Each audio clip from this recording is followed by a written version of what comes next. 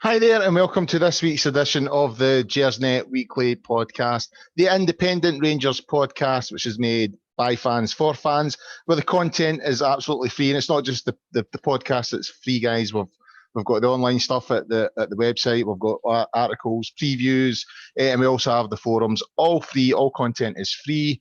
If this is the first time you've listened to the pod, please subscribe. We would encourage you to subscribe and to share on social media. We are live tonight. We're live on YouTube. However, the podcast will be available to stream or download from tomorrow on a variety of platforms, including Acast, iTunes, YouTube, Castbox, Stitcher, and Spotify. So lots to get through tonight. It's been a really busy week. A lot's happening through the week. We had the Hibs game, obviously, through the week. We've had all the stuff with Jim Traynor and Michael Stewart and all that stuff. The Hamilton game yesterday, that's the main talking point. We'll look at that first. Another wee bits and bobs, and we'll look at the forthcoming game on Wednesday, a tricky game on Wednesday at Kilmarnock. So I'll get right into it and bring the guys in this week. I've got two absolute stalwarts of the pod. The first one is Iain Duff. I'm doing this in alphabetical order, by the way, guys, before he's followed me. First one is Iain Duff. How are you doing, Iain? Not too bad, thanks. Got there in the end, a wee bit of panic when I tried to go live there on the YouTube, but we got there, eh? Well, it's old age for you. So before we came on air, we were talking about the whole storm business. So you were telling us about your fence. Yeah. Sad days. It's fences down. Third year in a row. Third year in a row. There we go. Aye, you going for 9? Well, my gate's away. My back garden gate's away as well. So I feel your pain. And it's been really bad where we were the day. I must admit it was pretty scary at one point, but it's all calmed down a wee bit now. So just waiting on the snow. And also joining us tonight, we've got David Wren, and I think he's got through the storm. Kira or Cara or whatever her name is, you've got through it relatively okay, have you not, David? I just stay indoors all the time, Colin. So there's not much that can happen there. But we do live in an attic flat, so I've heard it. But luckily, don't have a garden, so I've none of the sort of real issues like you two. I know. I mean, they are big issues, by the way. They are big issues. That I was absolutely gutted when I saw my gate away. That's something else to do. Aye, and it's what it is, I suppose. But it's been pretty bad. So, guys, I thought we'd look at the Hamilton game first. That Scottish Cup tie yesterday out at Hamilton. Not the best of performances, but got the job done. Kind of similar to what Celtic done the week before at Hamilton. Sort of huffed and puffed, but ended up winning 4-1. Iain, I'll come to you first. I missed the game yesterday. My boy was playing in football in Motherwell on the other side of the motorway there. So I was kind of following it on Twitter, and then on the way back home, I was listening to it on the radio in the car. And then I watched, for the purposes of tonight's show, I'd done the research when I got home. I sort of watched the main events. I'd recorded the game. As I said earlier, one of those performances where, there was the start of the bad weather kicking in. When I was in Motherwell yesterday, it was really blustery, really cold. It was bright and sunny, but you could tell that what came today was coming. Artificial surface, all those things playing into the situation. The starting 11, he went with basically the same team and brought in Kamara for Davis. Overall, was it just one of them, Ian? You just get the job done and see where we end up. I think that was it. It was one of these games. All the things you mentioned there, the conditions, the pitch, the fact that Hamilton were always going to be up for it, and in a cup tie, and the fact that we've been a bit off form, well, considerably off form, I suppose, since the turn of the year. So all those factors coming together, really, you're just looking for a win of any sort, and I think maybe 4-1 put a bit of a gloss on it, but there's no doubt Rangers deserved the win, but there was a few sort of iffy moments throughout it, but generally speaking, they got the job done, and that was what you just had to hope for, really, and that they got there in the end. David, the first goal scored for Scott Arfield, who we'll talk about a wee bit later on. A lot of players have been off form recently, and he seems to have taken advantage of that. So we'll talk about that a wee bit later on. But the first goal, I mean, I don't think there was any complaints about the penalty. It looked like a stone wall from what I could see. Arfield takes it, he misses it, but gets a rebound. Now we've had a few missed penalties, and I think it's the third or fourth missed penalty in a row now. Tav was on them for a while, and he got taken off after a few misses. There was obviously the Morelos penalty kick in the cup final. He's missed that, so it seems to be an issue, the penalties at the moment. I saw an interview with Scott Arfield after the game. He felt pretty confident that he would stay on them, even though he missed it because he got the rebound. What about yourself? Do you think this penalty kicker thing is becoming an issue? And is there maybe a case to say, you know what, let's give it back to Tav?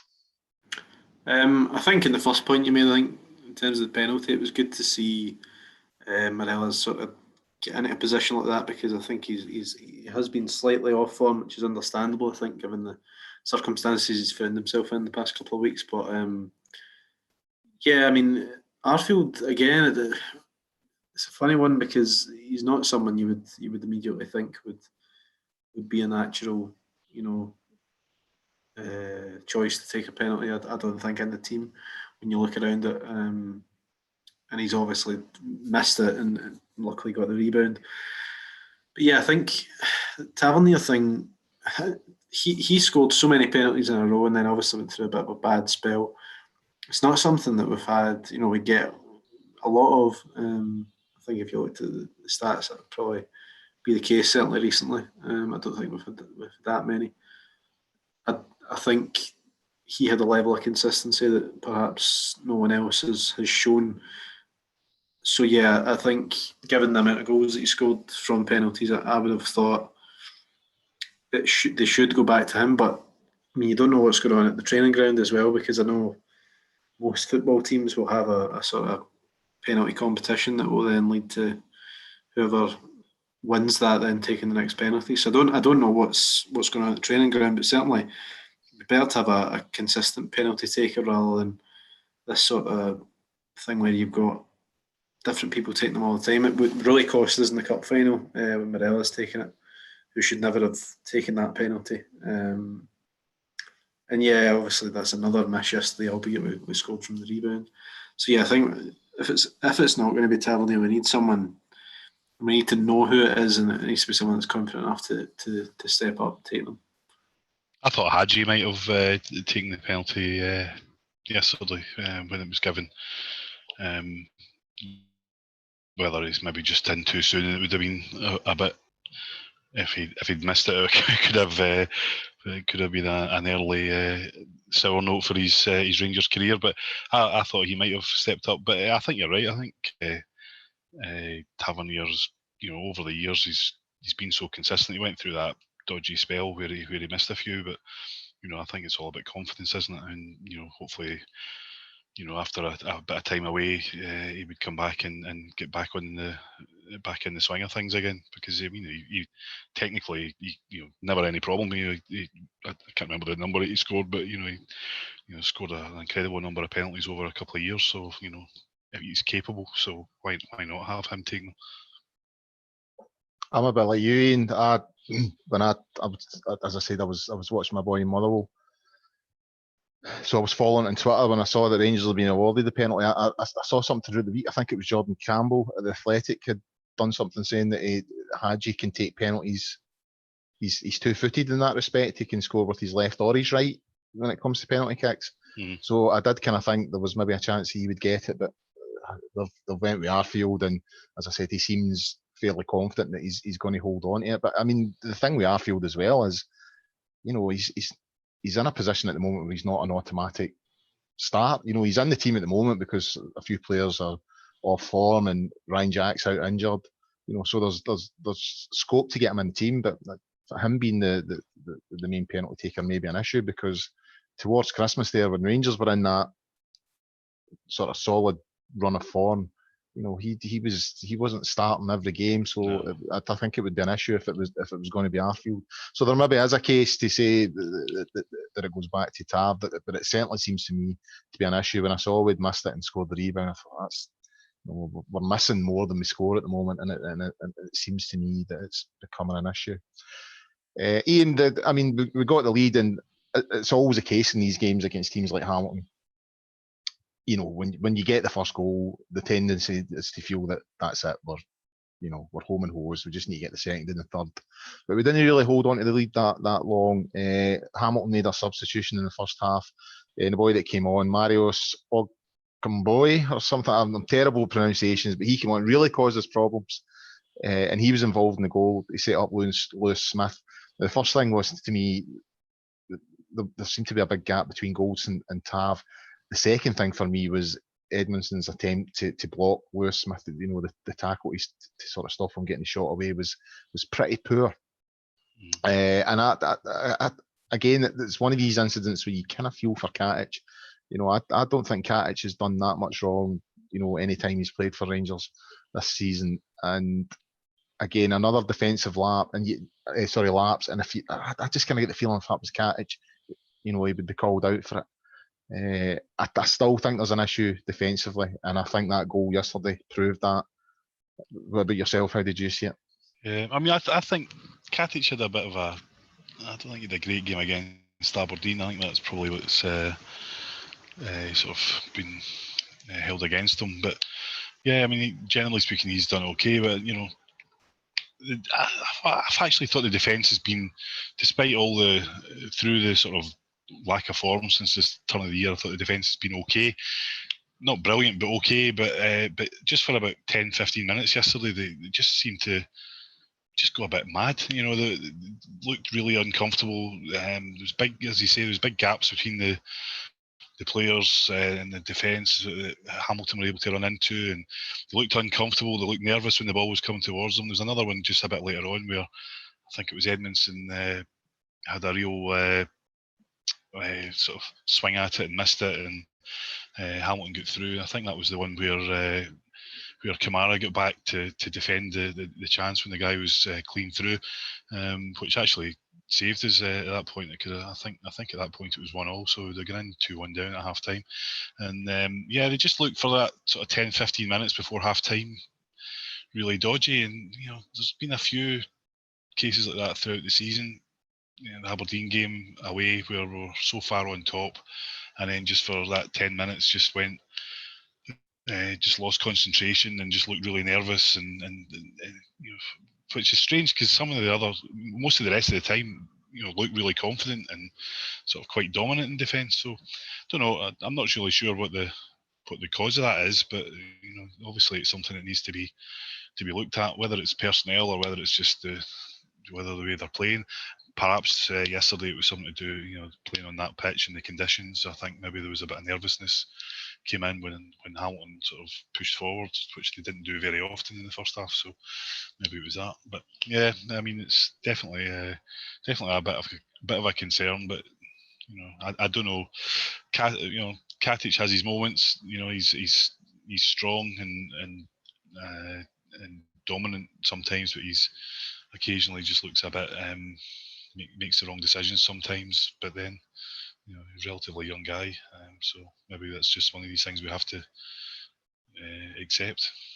Yeah, I mean, I think, I mean, you're right. There was the Aberdeen game. He did struggle, but I just think he seems to be the one that always gets punished for it. I've seen other players make mistakes and they keep their place in the team.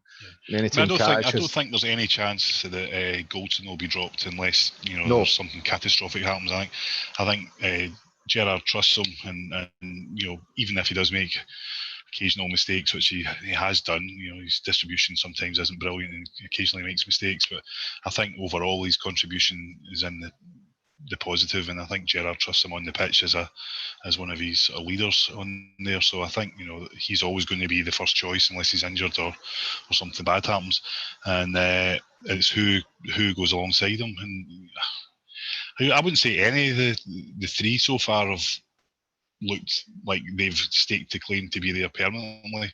They've all had good games, and certainly Katic and Helmander particularly have done well, but they've all had their moments as well where you've just thought, don't know, not entirely convinced, but as I say, maybe that's just what we have to live with. Yeah, David, going at half time, one each, and Steven Gerrard, he said after the game yesterday, And it feels like it's not the first time he said that recently, that he had to rattle a few at half time was his words. And again, it feeds into this feeling that, since the winter break, we've just been sluggish. The tempo has been really down on the sort of levels it was at, before the break.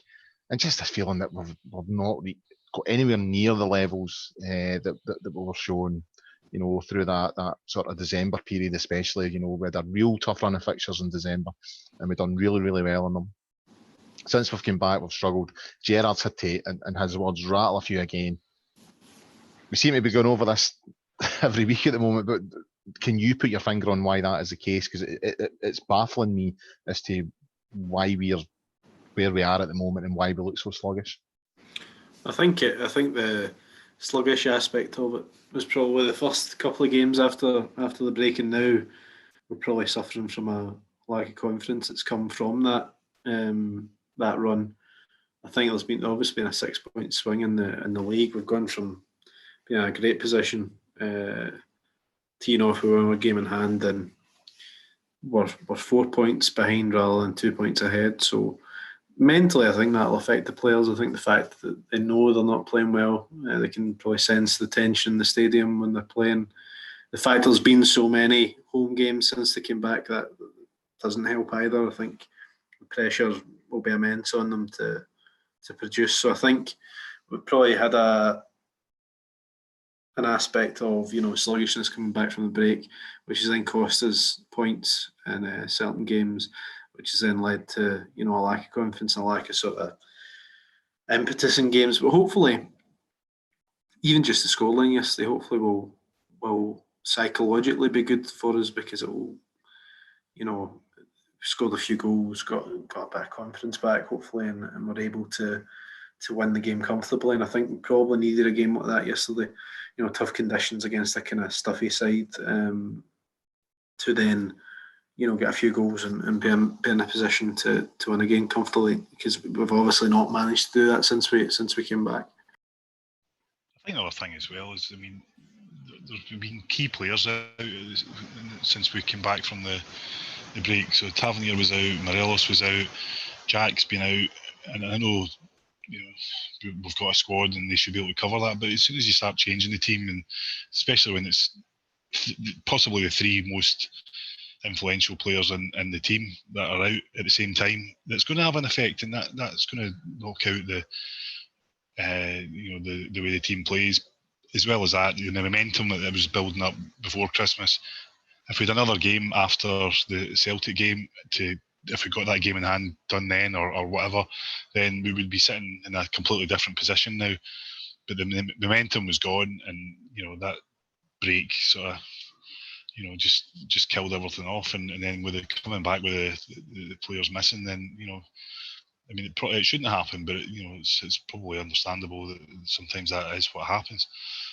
But you need to get through it. The ideal would have been as if we were playing badly and still managed to get the results, but we've had a couple of stinking results, so that's as David said, that's affected the confidence, and it's put more and more pressure on. So we'll just have to see how the players cope with the pressure, but hopefully they'll be able to kick on from these last two results anyway, and start getting the momentum back again. I think with a few, it wasn't just after the break. We think back to Boxing Day and the Kilmarnock game as well. We were rotten that day, and then one Morelos goal, a sort of narrow victory over what was a Kelly side struggling for confidence. It was, I think, a lot. It's easy to. We did that. It was the same last year as well, and I think we sort of forgot that we had a bad spell just before the Celtic game, and then we obviously beat them at Ibrox last season. Everyone sort of forgot, and then this season was the same. We did a couple of sort of shaky wins, shaky performances. So it's probably all led up to this, and it's just a difficult spell we've gone through, but you've got to hope that after yesterday we'll come out of the other side of that. But every team goes through bad spells, don't they, in a season? And I suppose the important thing is that, you get results during that bad spell, and you get through it, and you don't let it completely derail your season. But I mean, we've had a couple of bad results, which hasn't helped. But we're still. I think if we win the rest of our games, we win the league. That's the reality. So, whether that's likely to happen or not is another matter. But we're still there or thereabouts. It's not by any means. I know everyone was chucking the towel in last week, but I don't think that's anywhere near the case yet. Iain, the second goal. I think the second goal provides evidence, an example of why we've been so poor. I've been arguing for a while. I've heard people talk about the system. I've heard people talk about injuries, like stuff that you've just mentioned there, which are all valid points, and I would never argue against them totally. But my main issue with Rangers' form recently has been the amount of players that we really rely on that just aren't performing. And two guys that were involved in the second goal yesterday, Ryan Kent and Aribo, are probably two of those guys. So the second goal, great run from Kent down that left-hand side, got to the byline, cut it back, and it's the sort of finish that I do myself at the fives every week, guys. Just pushing it into the bottom corner. You don't need to put any power in it because all the power's on the cross. You just need to direct it and cushion it into the corner. Two guys showing what they're potentially, that's the potential that they've got. They can. Colin, are you talking about Kent and Aribo, or you and Aribo for the finish? Kent and Aribo, right? So, right.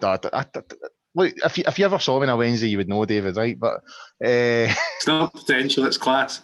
It's class, and it's permanent. Forms and that form's temporary, but class is permanent. But those two guys in that moment shown what they're capable of, and I just don't think they've done it enough since the break. I think that both those guys' are performances at Easter Road in December. I think both were on the score sheet that night. Really had an impact in the game. I think since the winter break, Iain, they've not really done that, and I think that's part of the problem, if you know what I mean. Yeah, I would treat Kent and Aribo differently. I think with Kent, we've spent £7 million on him. We're expecting big things from him. He's a marquee signing. He's the guy that who should be delivering all the time. So yeah, he's definitely been disappointing since the turn of the year.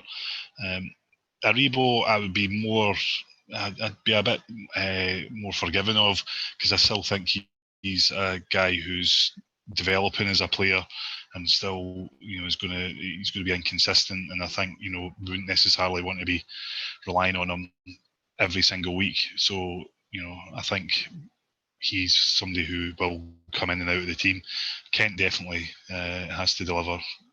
I think it's not his fault. He's the most expensive player we've got in the squad at the moment, but that's the reality of it. So he's got to deliver on that. The thing about Kent is as well, though, he's one of these players that plays better in certain types of games. His pace is one of his main attributes, and if you play against a team that sits deep and just plays a sort of blocking game, then it's really difficult for him to use that pace to its best effect. So that's why I suppose he's really effective in games that are a bit more open, or games against teams that are more likely to have a go. But yeah, I would say he's definitely got to up his game, up his consistency more than up his game. I think that's the thing. Aribo, I think he's still. I've still got a bit of sort of goodwill towards him, because I still think he's a developing player that's still in his first season at a big club, and he's done not too bad, I don't think, overall. David, there's another one who I think has been underperforming since we've came back in January, and that's Barisic. He went off injured yesterday, and we got to see Andy Halliday come on. The thing with Barisic, I feel like things like his delivery, his delivery again, and that build up to the winter break was spot on. He got the 2 assists in the game against Celtic, and he was just he was unplayable at times the way he was playing, and since he's came back, I just don't think he's hit those levels. And again, that's impacting on the team and how we're playing, because I think the system that Rangers are using at the moment is heavily reliant on both him and Tavernier, getting the ball into the box. He's not on form, but he's potentially out of the game on Wednesday night, and you're kind of, how can I put it? It's almost like two minds. You're kind of thinking he's not playing that well, but even still, we're probably going to miss him on Wednesday night if he's not playing. I think he probably just sums up the way the team's played. And as you say, he is such an important player. So when he doesn't play well, and then having been without, Tavernier for a few games there, I think there was even more pressure on Barisic, and perhaps that's maybe not quite the height he's at yet, just in his confidence. I think he showed a great deal before the break. There was obviously a lot of pressure on his shoulders while Tavernier was out, and I think his performances probably were just in line with that of the rest of the team, which were just below average and not very good. But as you say, to not have him when we go to Rugby Park on through the week is a blow, because I think that will be a stuffy, tough game. They've had a few good results recently, and I think the idea of having Andy Halliday in there that's not quite match fit in that pitch up against them middle to front, where they're not too bad, it's probably not ideal, and I think we probably will miss him. If not going forward, certainly defensively, I think we'll miss some. Certainly our first choice left back. I think you always do, and there's no doubt it's a blow, regardless of whether he's playing well or not. I think to lose him from the game on Wednesday and face playing Halliday, who's barely played this season, is far from. No, I'd agree. And Halliday was, he was just on, and Hamilton, sort of lumped the ball into his area, and he lost the header, and Hamilton could have equalised almost straight away.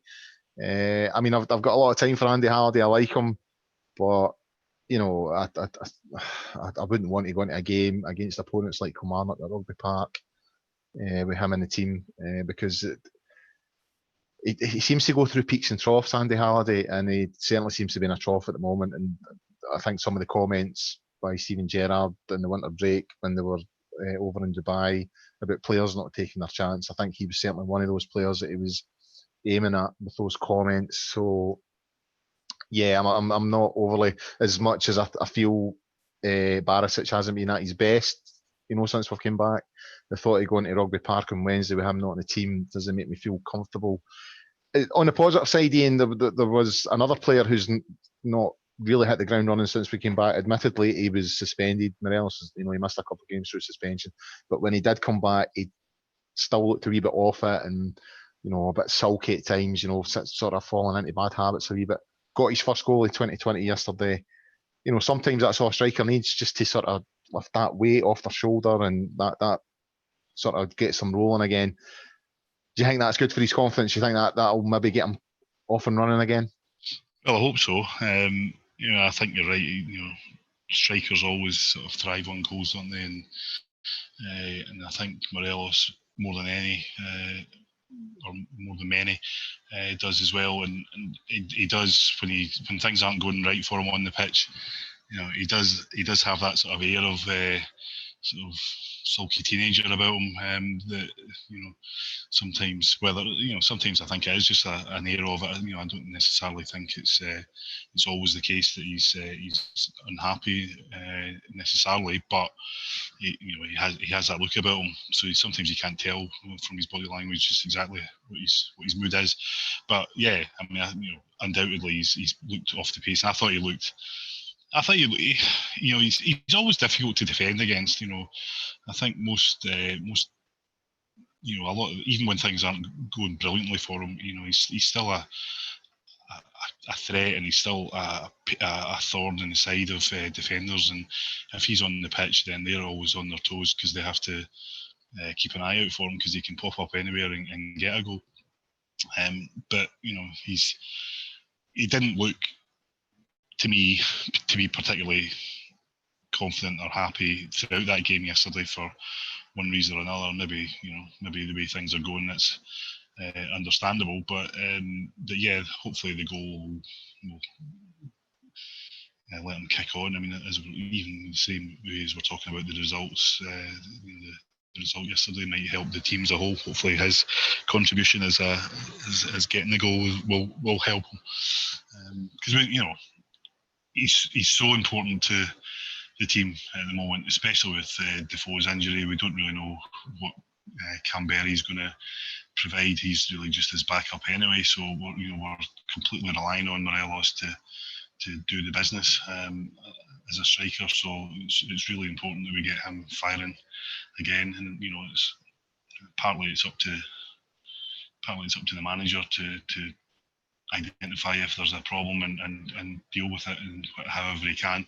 Partly up to the player to just get on with it and do his stuff. But we really need him to be scoring regularly again, like as he was before Christmas, because at the moment he's key to our success.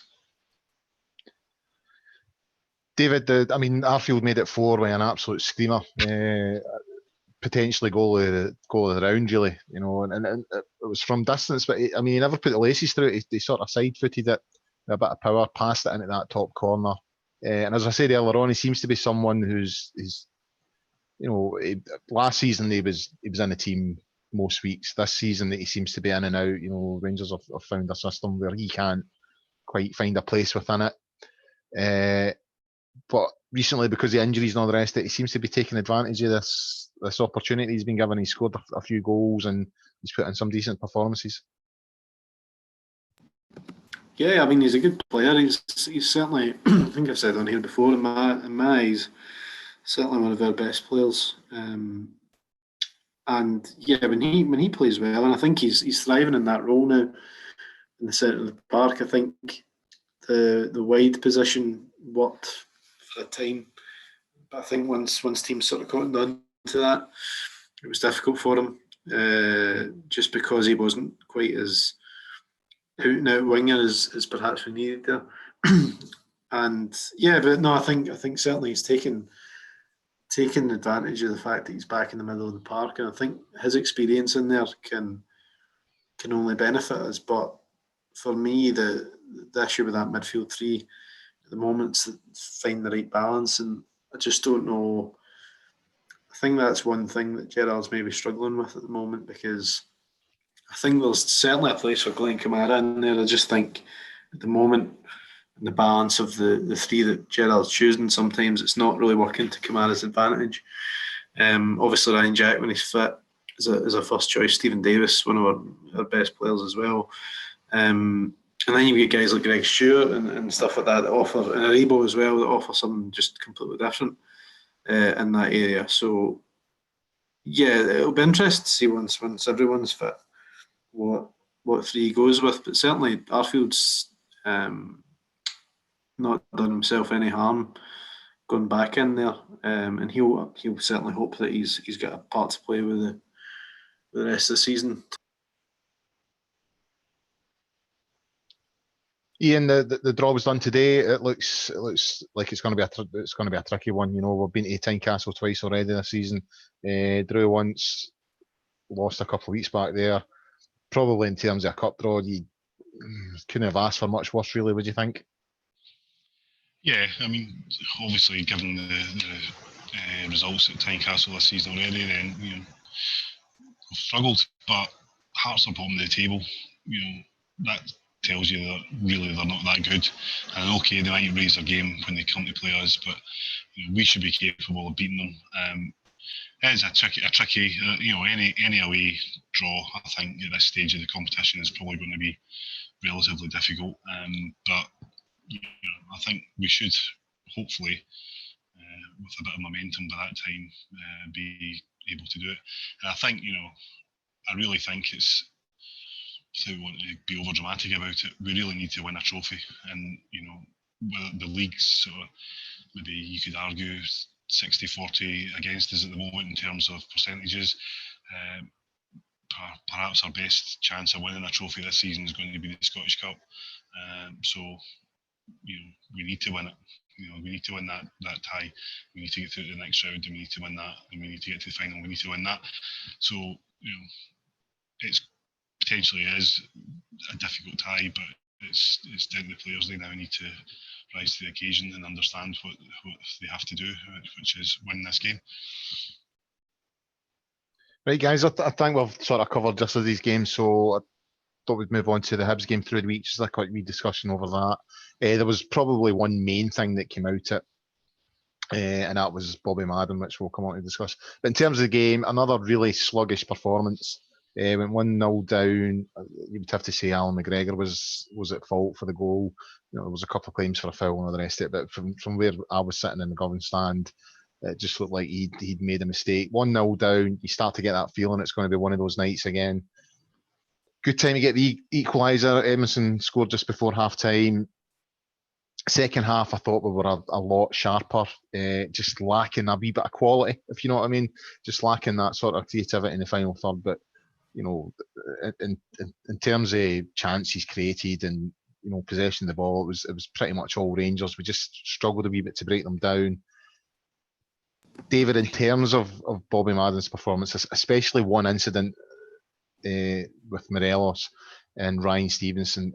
I mean, I had a guy at the game on Wednesday night, a guy from Blackpool, a guy called Dean Rhodes. Hi, Dean, if you're listening, and he's never been to a game in Scotland before. And the first thing he said after the game to me was, "What's going on with the referees up here? That's one of the worst refereeing performances I've seen in my life." And it was hard to disagree with him, you know what I mean? And I had to say, well, it's pretty much like that every week up here. And that one incident with Morelos and Stevenson, I mean, that just summed it up, really.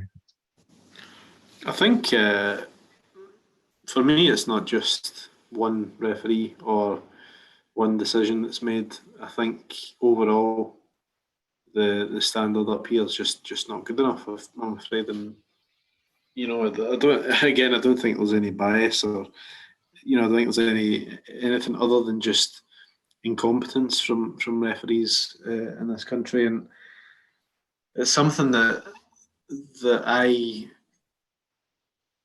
is a bugbear for me, because I just think they're being paid a lot of money to do a job, and perhaps the authorities aren't helping referees in this country either, because obviously a lot of them, they're not full time in what they do, and it's different to down south where their referees are, it's their full time job as being a referee. But yeah, I mean, listen, for me, Bobby Madden isn't one that I particularly think is extremely poor. I've got others like Andrew Dallas and Nick Walsh who I think have the completely wrong attitude in the way they referee football games. I think Madden probably at least treats the players with a bit more respect than some of the guys do. And I think there's a few of them in the league that certainly go about their business in a decent way, but it doesn't hide the general incompetence of some of the refs in this country, which is a real issue. And I think, we need to find ways to help them get better, because ultimately a lot of the decisions that have been made in grounds up and down Scotland on a weekly basis are hurting the reputation of the leagues, I think, and making us look a bit stupid because they're so amateur. At times it's ridiculous. And yeah, as you say, there was a couple of decisions on Wednesday night that certainly fit into that narrative, and I think just it feels like you have a conversation about referees a lot, in podcasts and newspapers, online, and social media. And the amount of energy that goes into discussing referees is just not conducive to progressing the game in the country. And I think that's the biggest issue for me. And I think it is general incompetence rather than anything that's any more sinister than that. I think you're right as well. the incompetence. But the trouble with that is that it just feeds into the whole. It allows the conspiracy theories and it allows the accusations of bias and all the rest of it to be continued, because, as you say, they don't do themselves any favours. They that decision on Wednesday night is just laughable. I mean, you couldn't. How anybody could stand there and watch that with who's never been in a football ground before and not think that was something that deserved to be punished with a yellow card, beggars belief. And for somebody who's a professional referee to see that, and just I don't the mind boggles really, because I mean it was just there was no attempt to play the ball. It was just he just threw him to the ground. And as I said, sort of right after it, I actually thought that he was going to, at very least, yellow card Morelos. That's the point I was about to come to, Ian. See when Madden runs across to he makes a beeline for Morelos. And it's interesting that Sky on their website, they were doing their minute-by-minute update, for people who couldn't watch the game and all the rest of it. And the update that they provided was Morelos loves a scrap. He grapples Ryan Stevenson to the ground and squares up to him. You know what I mean? And you sometimes think, are referees actually buying into this narrative that surrounds Morelos? That is, specifically with Morelos, and you get it with other players as well. But yeah, with Morelos especially, the first reaction perhaps for a referee is to look at that incident from the point of view of what's he done now, and thinking maybe they're influenced to punish him, or possibly, as the case is, maybe they're fearful of not punishing him because they know the backlash that will result if he's done something and they've missed it, and then there's a huge hoo-ha for the next 3 days about it. Then that affects their reputation, and so sometimes for their point of view, it's easier for them to make that decision, whether they were 100% confident about it or not.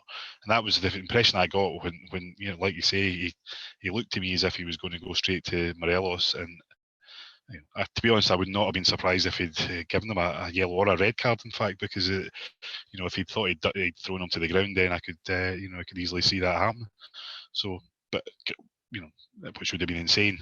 But then not yellow carding the Hibs player in that situation seemed insane as well. So, they don't really help themselves, for whatever reason, whether it is just incompetence or whether it's they're scared of the consequences if they make certain decisions or don't make certain decisions. That's that's back to this strange narrative we have in Scottish football sometimes that we can't seem to get away from. I mean, the standard of refereeing has frustrated me for a good while, and it's interesting that David highlighted Andrew Dallas, because I thought his refereeing of the game against Aberdeen, I think he refereed that game, it actually felt like he was ripping the piss at times. He was just deliberately making decisions to rile up people. You know what I mean? And I've known referees. I mean, I've only played at amateur level, and I do know one guy who was a top grade referee who's refereed games that I've been involved in, and there was a bit of that with him as well. He would just it was just a laugh and just I'll make decisions just to piss people off, and it felt like Dallas was doing that in that Aberdeen game. And so I find it interesting that David commented on his attitude, because I think there is an attitude with Andrew Dallas which is not healthy, and I don't think he's respected by a lot of players. With Bobby Madden, I think it's maybe different. It's maybe, as you said, Ian, it's maybe incompetence. I don't know, but I certainly feel on Wednesday night that one that he missed with Morelos was, the whole thing looks to me like the minute there's an incident involving Morelos, referees are just thinking, well, it must be him, it must be Morelos. So when somebody like Ryan Stevenson puts his arms around him, grabs him, flings him to the ground, Bobby Madden's automatic reaction is, I'm going to run to Morelos and book him. And it's worrying. And I found it quite interesting that a guy that's never been to a Scottish football game before, his first comment to me after the game was, what your referees all about up here? That was absolutely shocking. So, yeah, it's something that needs to be dealt with. How you do it, I'm not going to get into the VAR issue. That's another thing entirely. I was going to say that, but no. I mean, I don't, VAR, whether you like it or not, and I don't, and I've said that before, but it wouldn't have in situations like that, it's all these little incidents actually throughout the game that VAR doesn't come into it at all. You still need referees to be able to be capable of doing their job, and if they're not capable of doing that, then it doesn't, they might miss, the VAR might pick up on an offside goal or a foul in the penalty area or whatever, but they're not going to be going back and reviewing individual little incidents that happen throughout the game that we all see throughout the game, and we all think, how did that decision get made? But VAR's never going to step in there, so it needs the referees to step up, and or on the other hand, maybe it just needs everyone just to get on with it and just accept that they're terrible and just try and live with it. But it's that's not necessarily the better option. David, we ended up winning the game. Very, very late winner from Hadji. To wrap up the Hibs chat, has he impressed you since he's arrived? I mean, the sad thing was when I wasn't at the game on Wednesday night, and when I saw that we'd actually scored, I'd long given up that we were actually going to get the winner. So I did see that we'd won. It was rather than celebrating, it was just a thank God, and I just sighed a huge relief. But yeah, I think it was good for the boy to get a goal, and such an important one as well. It's difficult to say so soon. I think yesterday he gave the ball away quite cheaply a few times. I think he maybe wasn't getting to grips with the pitch the best way. But yeah, I think eventually it'll show his class. I think you just need, got to be patient with him and make sure that he gets support that he needs to be a success at Rangers. I think that's the main thing. And I think he certainly showed in flashes what he can do, and hopefully we just see a bit more of that. Everything I've read about him so far has suggested that he's a player that will learn from things as they happen in the game, and he'll take that on board. So hopefully, yesterday's game, sometimes he struggled a bit with the physical nature of it and the pitch and possibly the conditions, but you'd hope that he'll learn from that, and that will make him a better player as time progresses. I think that's the idea of it, isn't it? He's got potential. There's no doubt about that, and hopefully playing in this Rangers team will improve him from his point of view, and we'll get the best out of him. And in terms of you're moving on from the Hibs game now, guys, there was a couple of incidents through the week. I'll come to you first, Iain, on the first one. There was a whole business with Michael Stewart on Radio Scotland. He sort of had a go at James Traynor, and he's been removed from, he's not from his position, but it's almost like he's been suspended, and the BBC are looking at his position and all that kind of stuff.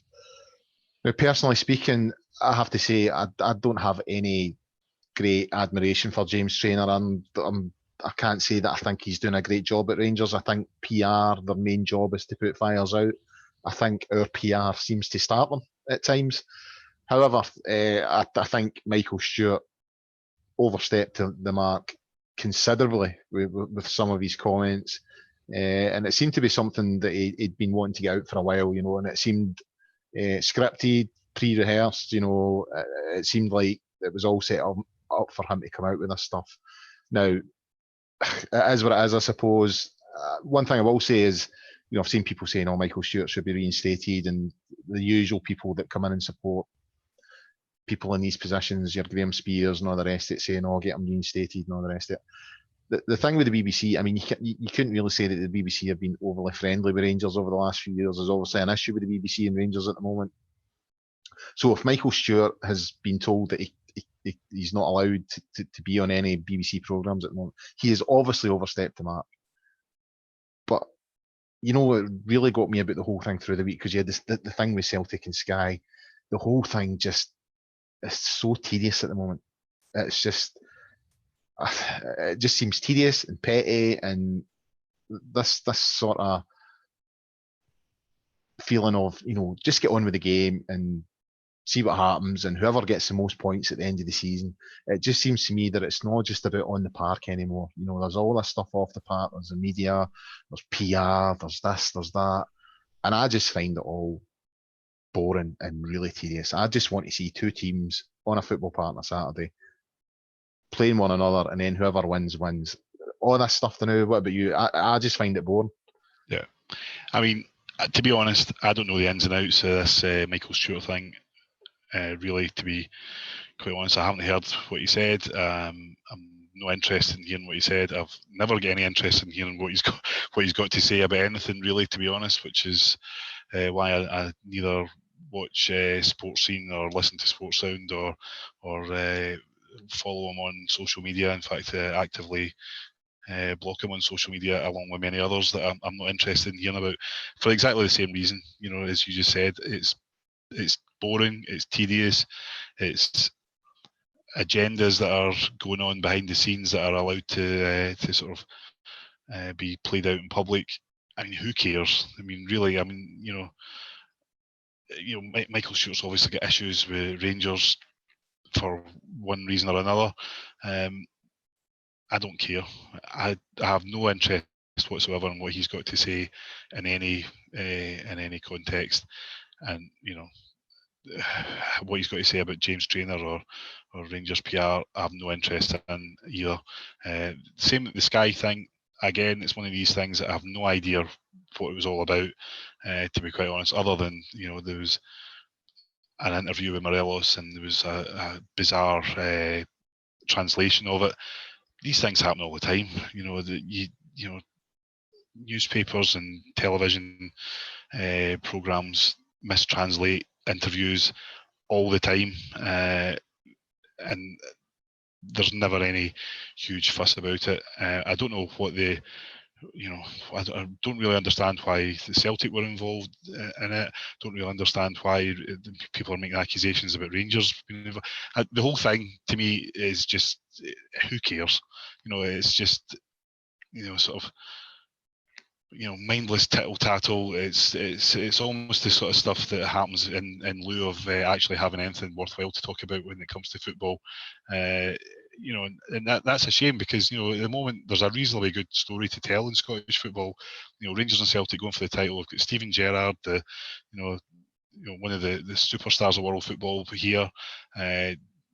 As a manager of Rangers. Rangers have been out of the picture for so long, and now we've got a realistic chance of winning the league. That should be the focus of what the media is talking about, and what not even just the media, because it's not just the media. I mean, everyone's guilty of it, at one point or another, of focusing on all these sort of fringe elements of what's going on. And but there is actually a positive story to be told about Scottish football just now. But as usual, and it's been the case for the last 10 years, we just got to focus on all this stupid stuff that is just so meaningless and so pointless. And it really is the sort of thing that is turning a lot of people off, I think. And I have very little interest in reading anything about Scottish football out with the what happens on the day of the game. So I quite often don't know any of this sort of stuff that's going on. I have to, even when I come on here, sometimes I have to read up on things beforehand so I know what I'm talking about, because it's just to me it's just unnecessary stuff. And I would like to just get back to the days where we just spoke about the football and leave it at that. There's plenty to talk about, so that and we're given, every time we talk about it, every time we comment on it, every time people retweet them or respond to them, or link to something in the Sun, and we're all guilty of doing it. That's encouraging it to continue, because the clicks justify the comments. So we should really just switch off from it altogether. I know that's probably not going to happen, but that's my well, you never know. Yeah, I mean, I try and avoid it, but sometimes it just gets the better of you, I suppose, and you want to see what's getting said. But as I say, we're all guilty of. I mean, I do it myself, and and I hate myself for doing it. But yeah. I know. David, there was another incident as well with Michael Beale. He was given a 5-match suspension. 2 of those are suspended for the incident at Celtic Park. Now, again, I was really surprised when I read the sort of length of the ban. He has admitted since that he called Clancy a cheat, which I don't see the problem with because he pretty much is a cheat in my eyes. But when you look at stuff like the incident with Lee Griffiths last week, when he actually turned round to make sure that he stood in the boy at Hamilton, there's this lack of consistency when it comes to punishment from the SFA and from referees. It surely needs to be fixed soon. Yeah, I was quite surprised because, to be honest, so much time had passed I'd actually forgotten about that Michael Beale thing. So to get 5 games, I think, seems excessive, to say the least.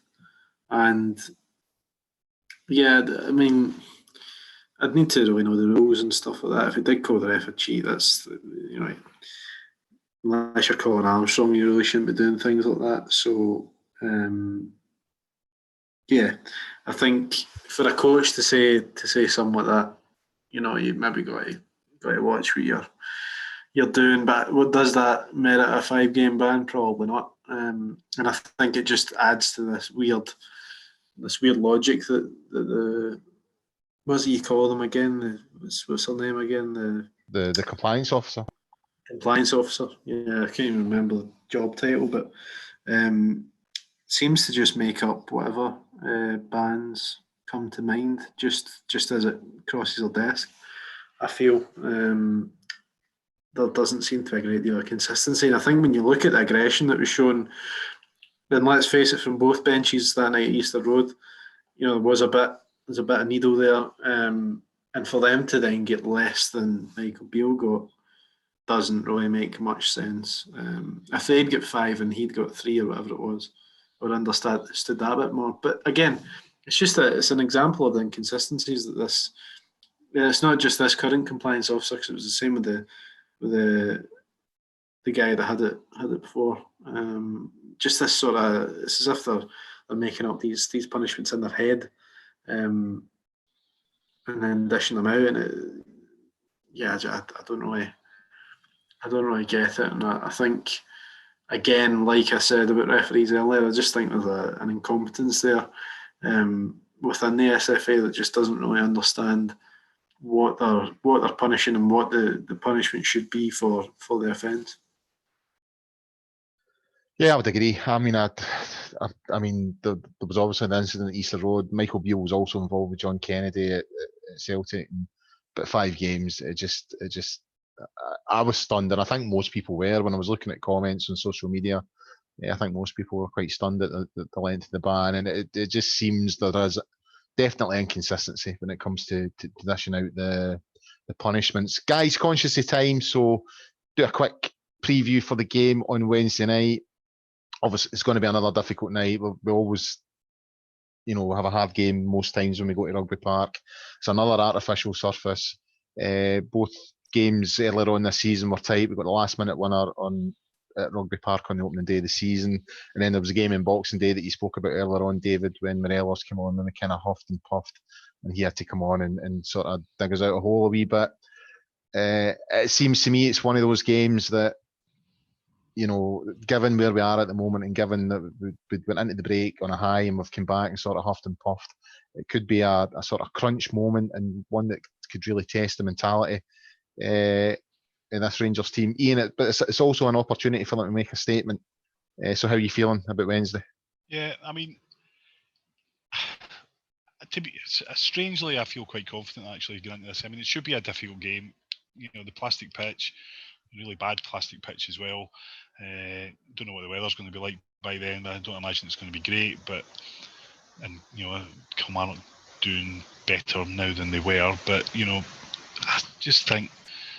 I think the players. There's a lot of people have said, these players, lack bottle and they don't have the mentality. I'm not sure that I agree with that. I think, there's been plenty of occasions where showing that they do have the bottle to go into these games and do well. And there's been a few occasions this season where we've pulled out the bag at the last minute, and that's you could argue is down to having the right mentality.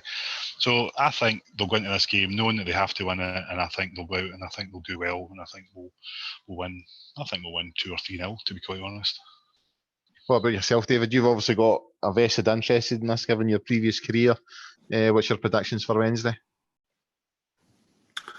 I don't know. I never like to think too much because I always feel like we struggle down there.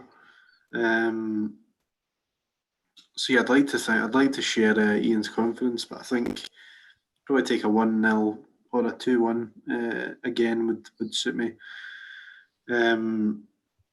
Because I just think I can see it being stuffy, and I think the way we've been playing, it's maybe not just going to be quite as straightforward as we'd hope. But let's wait and see, and all going well, we'll get the 3 points and just be able to move on. Well, I'm kind of hoping. I've been waiting. I thought the Aberdeen game, when I turned up at the Aberdeen game, there was a wee bit of an atmosphere there. There was a bit of an edge. I thought this will be the game that wakes us up. Obviously, that wasn't the case. Went to Hibs, thought this will be the game where we wake up. Not the case. I'm just waiting for Rangers to just sort of kick back into gear again.